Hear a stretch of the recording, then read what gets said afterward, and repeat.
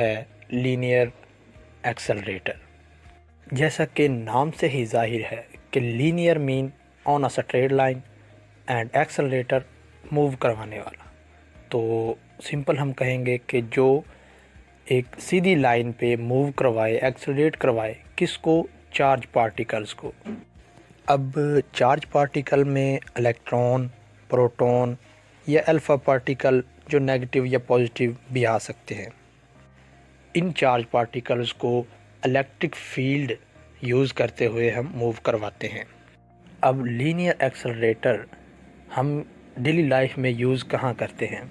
हमारे जिस्म के जो बॉडी सेल्स होते हैं वो अक्सर गिरदोनवा की रेडिएशंस की वजह से डैमेज हो जाते हैं और इनके डैमेज होने की वजह से हमें अक्सर बीमारियां हो जाती हैं, मसलन ब्रेन ट्यूमर या कैंसर। इस तरह की बीमारियों के इलाज के लिए हम लीनियर एक्सेलरेटर यूज़ करते हैं। डेली लाइफ में इसे मैक्सिमम लाइनेक भी कहते हैं। तो चलें अब हम इसकी कंस्ट्रक्शन और वर्किंग पर बात करते हैं। जो लीनियर एक्सेलरेटर होता है, हम इसे इस तरह कंस्ट्रक्ट करते हैं कि ये रेडिएशन को प्रोड्यूस करता है और हमारे टारगेट पर बिल्कुल परफेक्टली उसे टारगेट करता है। रेडिएशन की बीम किस तरह पैदा होती है?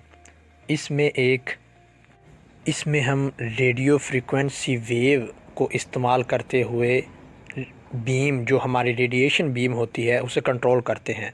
और रेडियो फ्रीक्वेंसी वेव जो है वो मैग्नेट्रॉन के ज़रिए कंट्रोल की जाती है। जैसा कि मैंने पहले भी बताया था कि इसमें चार्ज पार्टिकल इस्तेमाल होते हैं।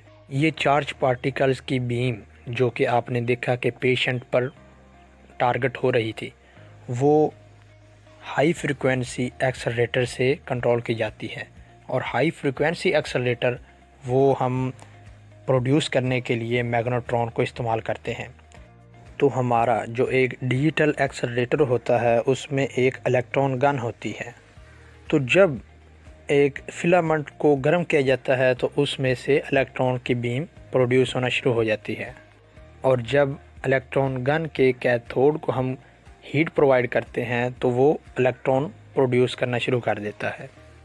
इन इलेक्ट्रॉन्स की तादाद फिलामेंट के टेम्परेचर पर डिपेंड करती है। जितना टेम्परेचर ज़्यादा होगा उतने इलेक्ट्रॉन ज़्यादा प्रोड्यूस होंगे, जितना कम गर्म होगा उतने कम। जैसा कि आप देख सकते हैं कि इलेक्ट्रॉन्स जो हमारे हैं वो वेव गाइड के अलोंग सीधा टारगेट की तरफ मूव कर रहे हैं। जो हमारे नेगेटिव चार्ज की बीम होती है उसे कंट्रोल करने के लिए 2 क्वाड्रपोल मैग्नेट्स यूज़ किए जाते हैं और उन्हें हम स्टीयरिंग कॉइल्स कहते हैं। और इसके अलावा हम 2 एडिशनल सेट यूज़ करते हैं फोकसिंग कॉइल्स के, जो इलेक्ट्रॉन बीम के डायामीटर को कंट्रोल करते हैं कि जो हमारी बीम होगी वो टारगेट के मुताबिक उसका डायामीटर कंट्रोल किया जाएगा।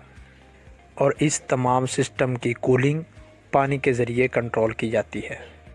तो हमारी जो इलेक्ट्रॉन बीम होती है वो वेव गाइड से होती हुई फ्लाइट ट्यूब में आ जाती है।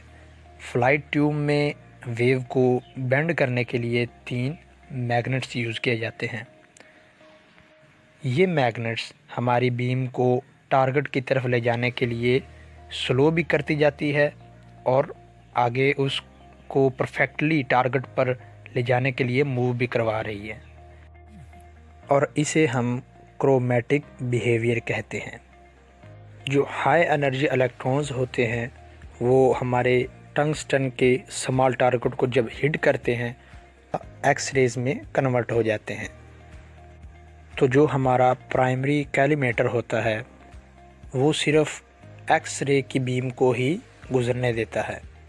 और ये बीम जो हमारी होती है टंगस्टन के टारगेट के बाद, एमिशन के बाद एक कोन शक्ल को अख्तियार कर लेती है।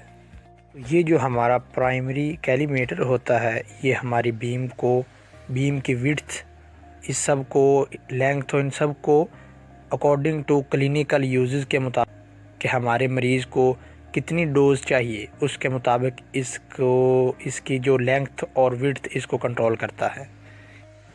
तो ये थी construction and working of linear accelerator. Good bye, take care and अल्लाह हाफिज़।